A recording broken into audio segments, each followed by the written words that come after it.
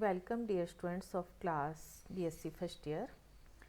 In today video tutorial we will discuss some topics of unit 2nd of paper 3rd digital electronics. These all are the topics of your unit 2nd of paper 3rd Boolean algebra, paper 3rd digital electronics, from which these all are the topics we already have discussed in the previous video tutorials. Today our topic of discussion is minterms and maxterms of Boolean function.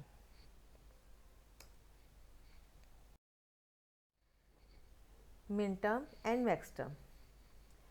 Each row of a truth table can be associated with a minterm and maxterm. Last video tutorial में हमने देखा था कि truth table कैसे बनती है। जैसे मान लीजिए आपके दो वेरिएबल्स हैं तो उसके टोटल पॉसिबल कॉम्बिनेशन होंगे 4। तो 4 रोज के हिसाब से उसकी ट्रुथ टेबल जो भी फंक्शन दिया गया है उसके आउटपुट के हिसाब से ट्रुथ टेबल बनेगी। तो जो प्रत्येक रो होगी ट्रुथ टेबल की, जैसे 2 वेरिएबल के लिए 4 रो होंगी, 3 वेरिएबल्स हैं तो 8 रो होंगी, 4 वेरिएबल्स हैं तो 16 रो होंगी। तो प्रत्येक रो जो है ट्रुथ टेबल की उससे हम जो इक्वेशन बनाते हैं वो या तो मिनटर्म बनती है या मैक्सटर्म बनती है। A minterm 1 is a product of all variables in the function in direct और कॉम्प्लीमेंटेड फॉर्म। मतलब वेरिएबल आपका नॉर्मल फॉर्म में भी हो सकता है या कॉम्प्लीमेंटेड फॉर्म में भी हो सकता है, लेकिन जब उसको हम डॉट करेंगे मीन्स एंड करेंगे तो उसका आउटपुट 1 आना चाहिए। ठीक है। A minterm has the property that it is equal to 1 on exactly 1 row of the truth table. Maxterm is a sum of all the variables in the function in direct or complemented form. A maxterm has the property that it is equal to 0 on exactly 1 row of the truth table. तो इससे साफ पता चल रहा है कि min term की जो कॉम्प्लीमेंट फॉर्म होगी वो होगी मैक्सटर्म, क्योंकि मिन टर्म में आउटपुट हमेशा उसका जो इक्वेशन का आउटपुट 1 होगा। मैक्सटर्म में जो इक्वेशन बनाएंगे हम, जो मैक्सटर्म बनाएंगे उसका आउटपुट हमेशा क्या होगा, 0 होगा। So both are minterm and maxterm are both are complemented to each other, मतलब एक दूसरे की कॉम्प्लीमेंट है या कॉम्प्लीमेंट फॉर्म है। यदि मिन टर्म आपकी कुछ निकलती है तो उसका हम कॉम्प्लीमेंट निकालेंगे और डी मॉर्गन थ्योरम अप्लाई करेंगे, then we will get the maxterm. Okay. Minterm and maxterm for 2 variables. सबसे पहले हम 2 वेरिएबल्स के लिए देखते हैं। अब 2 यदि वेरिएबल्स हैं तो उसके टोटल पॉसिबल कॉम्बिनेशन कितने होंगे, 4। तो 2 वेरिएबल मान लीजिए x और y है, तो उसको हम 0 1 0 1 ऐसे लिखेंगे, फिर 2 zeros फिर 2 ones ऐसे लिखेंगे। ठीक है। अब इसका जो इंडेक्स है, मतलब ये जो बाइनरी में इंडिकेट करता है 0 1 2 3 डेसिमल में इंडिकेट करता है। ठीक है। या इसको हम यूँ कह सकते हैं कि ये 0th रो है, ये फर्स्ट रो है, ये सेकेंड रो है, ये थर्ड रो है। अब इसकी जो मिन टर्म बनेगी इस रो की, यदि x और y है तो इसका 0 पे आपको x बार लिखना है, डॉट y बार लिखना है। ठीक है। x बार डॉट y बार, इसकी मिन टर्म होगी x बार डॉट y, इसकी होगी x डॉट y बार और इसकी होगी x डॉट y। ये कैसे हुआ, जैसे इसका जो आउटपुट आएगा ना हमेशा 1 आएगा। जैसे x और y की वैल्यू है 0 है तो 0 का बार क्या होगा 1, और y में भी 0 है तो 0 का बार क्या होगा 1, और 1 डॉट 1 क्या होगा 1। आउटपुट हमेशा 1 आएगा। जैसे यहाँ पे लेते हैं अपन 1 0 है, मतलब इस रो में मान क्या है 1 0, तो x का मान तो 1 हो गया, लेकिन y का क्या होगा 0 का कॉम्प्लीमेंट दैट इज 1 डॉट 1, सो 1 हो गया। तो टोटल आउटपुट क्या हो गया 1। तो मिन टर्म में जो होगा ईच प्रोडक्ट टर्म का आउटपुट क्या होगा, इक्वल टू 1 होगा। इस तरह से हमें मिन टर्म निकालनी है। अब हम आते हैं मैक्स टर्म पे। मैक्स टर्म हमें इस तरह से निकालनी है कि उसके ईच समेशन का जो भी हम सम कर रहे हैं उसका आउटपुट 0 होगा। जैसे फर्स्ट है x प्लस वाई, तो 0 प्लस 0 क्या होता है 0। फिर है आपका x प्लस वाई बार। ठीक है। तो 0 प्लस 1 का बार दैट इज 0, 0 प्लस 0 फिर 0, ये सबका 0 प्लस 0 ही आएगा और आउटपुट क्या आएगा 0 आएगा। तो हम मैक्स टर्म कैसे लिखते हैं, x प्लस वाई बार, 1 को y बार लिखेंगे इसमें, x बार प्लस y या x bar plus y bar. So we see that the minterm mi should evaluate to 1 for each combination of the x and y. Similarly, the maxterm mj should evaluate to 0 for each combination of x and y. Or we see that the maxterm is the complement of the minterm.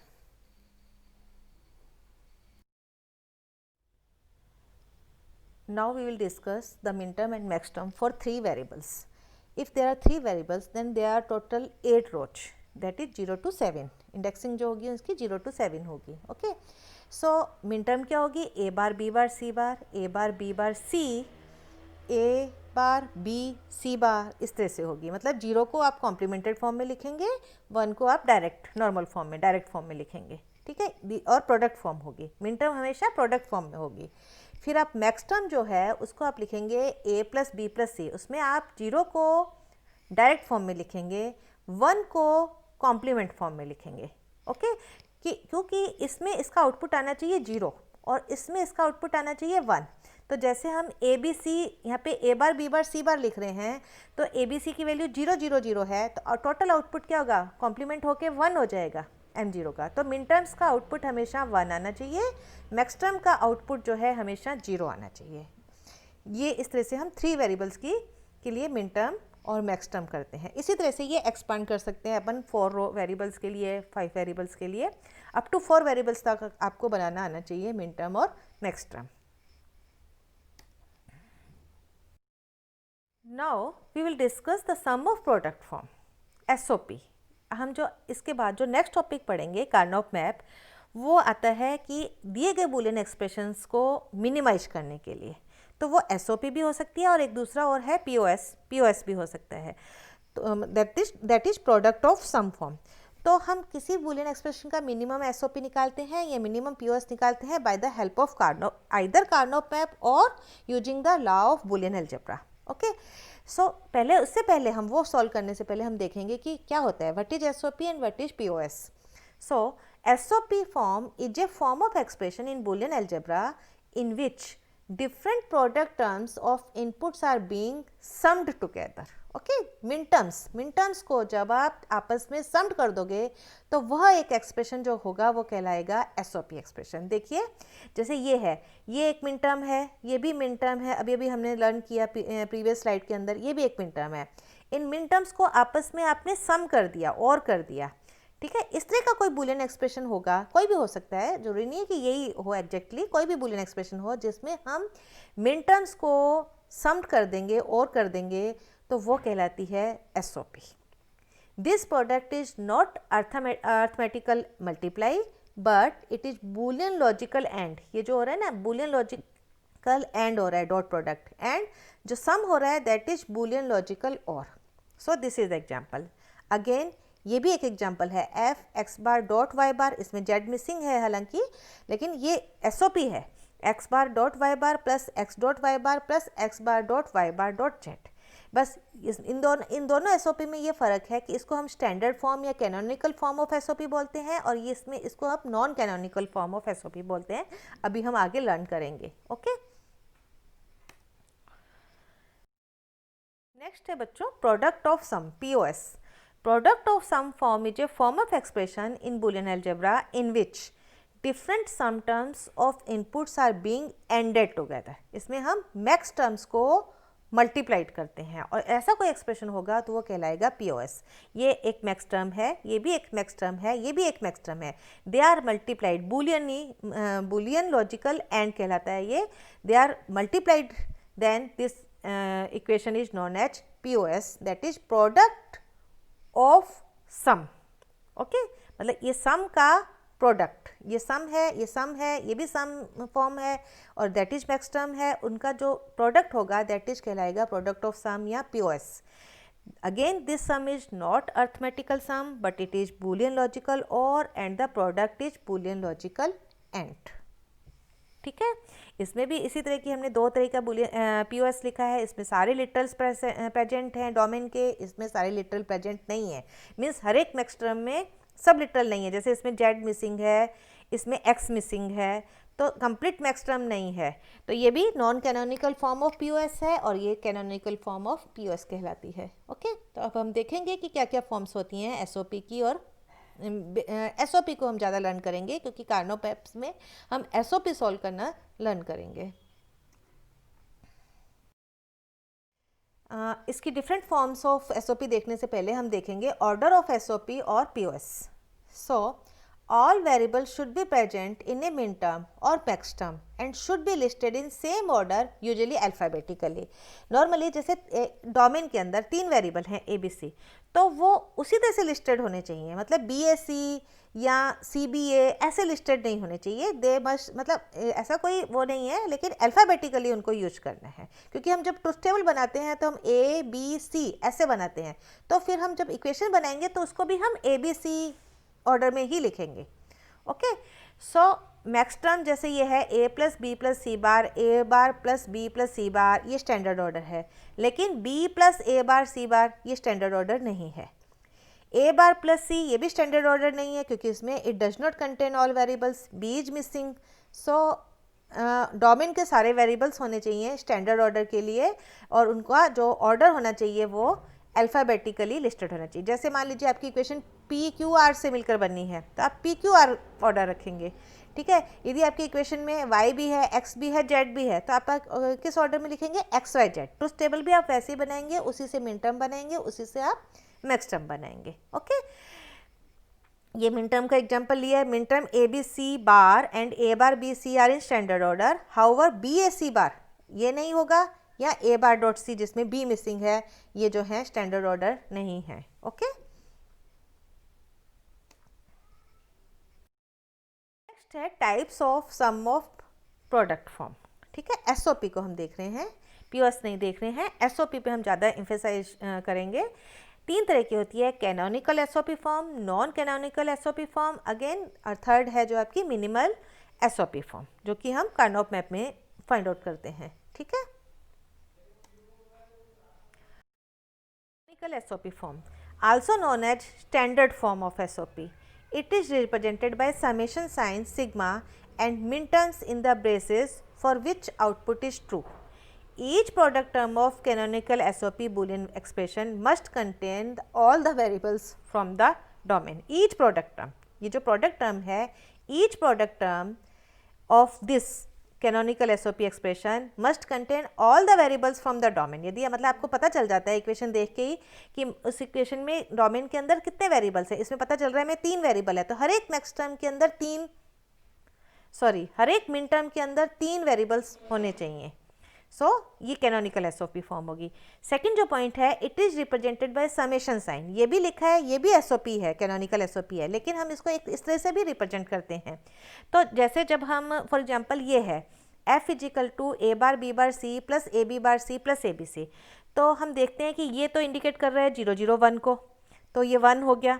ये indicate कर रहा है 1 0 1 को, पता चल रहा है ना, ए 1 है, बी बार का मतलब 0 है, सी का मतलब 1 है, तो ये 1 0 1 को इंडिकेट कर रहा है, और 1 0 1 क्या होता है 5. इसी तरह से ये इंडिकेट कर रहा है 1 1 1 को, तो 1 1 1 क्या होता है 7. सो ये इंडिकेट कर रहा है 1 को, ये 5 को, ये 7 को. तो हम इसको इस तरह से भी लिखते हैं, समेशन साइन डाल के हम स्मॉल मिन टर्म के लिए हम स्मॉल m यूज करते हैं, मैक्स टर्म के लिए हम कैपिटल M यूज करते हैं. तो small m0 comma small m5 comma small m7, इस तरह से भी हम इसको रिप्रेजेंट कर सकते हैं. हम आगे देखेंगे, हम समेशन यूज करके भी मिन टर्म्स को लिखेंगे. कैनोनिकल एसओपी फॉर्म में जैसे ये बताया है कि जैसे ये आपका कोई भी किसी भी दिए गए फंक्शन के लिए, मान लीजिए ये आउटपुट आता है आपका ट्रुथ टेबल में, तो इसकी एसओपी कैसे बनेगी आपकी, इसकी बनेगी ए बार बी बार सी, जहाँ पे 1 है सिर्फ उसी को देखना है, A bar B C bar, A bar B सी, और इसका हो जाएगा ए बी बार सी, यही यहाँ पे लिखा हुआ है, A bar B bar C, A bar B C bar, then A bar B C, then A B bar C. Okay, अब इस फॉर्म को जब हम देखते हैं तो ये इंडिकेट कर रहा है 0 1 2 3 4 5 6 7. सो ट्रू किस किस में है, 1 2 3 एंड आपका 5 पे. ठीक है, तो हम इसको इस तरह से भी लिख सकते हैं, f is equal to summation m1 m2 m3 m5. ठीक है, इसको हम दोनों तरफ से देख सकते हैं. ट्रुथ टेबल से बनानी है तो इस तरह से लिखेंगे, और यदि आपको ये दिया हुआ है और ट्रुथ टेबल बनानी है तो आप यहाँ से देख लीजिए 1 2 3 5 पे आपको 1 लिखना है, बाकी सब पे 0 लिखनी है. इस तरह से आप ट्रुथ टेबल बना सकते हैं. ठीक है, it means the function is true for the minterms 1 2 3 5. इसकी ये इक्वेशन होगी. We see that in standard और canonical SOP have all inputs either complemented or non-complemented in its product terms. Okay. Next है आपका non canonical SOP form. As the name suggest, this form is the non standardized form of SOP expression. The product term of SOP may not contain all the variables from the domain. Okay, सारे जरूरी नहीं है कि सारे हों, तो इस तरह की जो एसओपी होगी, मतलब यदि वो नहीं है सारे तो वो नॉन कैनोनिकल होगी। फॉर एग्जांपल ये है, ये एक एसओपी तो है लेकिन ये स्टैंडर्ड फॉर्म में नहीं है because C is missing here. इसमें भी हमें इक्वेशन को देखते ही पता चल जाता है कि डोमेन में टोटल 3 वेरिएबल्स हैं, तो ए पे बी सी मिसिंग है, इसमें सी मिसिंग है, इसमें सारे हैं। लेकिन ईच मिन टर्म जो है यदि सारे लिटरल रखेगी तो ही कैनोनिकल फॉर्म होगी, otherwise it is known as non canonical SOP. Again I am repeating, the product term of SOP may not contain all the variables from the domain, that is known as non canonical SOP form. Third and last है आपकी minimal SOP form. ये भी आपका मिन terms में ही आता है। Min term से एसओपी बननी, अब मिनिमाइज, आपको कोई इक्वेशन दी हुई है और आपको उसको मिनिमाइज करना है, तो मिनिमाइज जो एक्सप्रेशन निकलेगा एसओपी का उसको हम बोलते हैं मिनिमल एसओपी फॉर्म। अगेन ये आपकी स्टैंडर्ड ही होती है normally. This form is the most simplified SOP expression of a function. It is also a form of non canonical form. Standard होना जरूरी नहीं है, ये नॉन कैनोनिकल भी हो सकती है। Minimal SOP form can be made using Boolean algebraic theorems. या तो थ्योरम्स लगाओ, लॉ लगाओ, बूलियन एल्जेब्रा के जो लॉ हमने सीखे थे उससे मिनिमम करते हैं। लेकिन दूसरा तरीका है, it can be very easily made using Karnaugh map. Karnaugh map से भी हम इसको मिनिमाइज कर सकते हैं। Minimal SOP form is preferred because it uses the minimum number of gates and input lines. जब इसका इम्प्लीमेंटेशन होता है तो मिनिमल एसओपी को यूज किया जाता है, क्योंकि मिनिमल एसओपी का जब आप सर्किट डायग्राम बनाएंगे तो उसमें जो गेट्स जो होंगे कम होंगे। नेचुरल है कि आपके लिटरल्स कम हो गए, आपका प्लस और डॉट जो हो रहा है, लॉजिकल एंड और लॉजिकल जो और हो रहा है, उनकी संख्या कम हो जाएगी। तो उससे क्या है, मिनिमम नंबर ऑफ गेट्स और इनपुट लाइंस रिक्वायर्ड होंगी जब उसको हम डिजाइन करते हैं, during the design of the digital circuits. Okay, this is all about for today. Thank you so much. This is all about of min terms, x terms and max terms and SOP form and POS form. Thank you.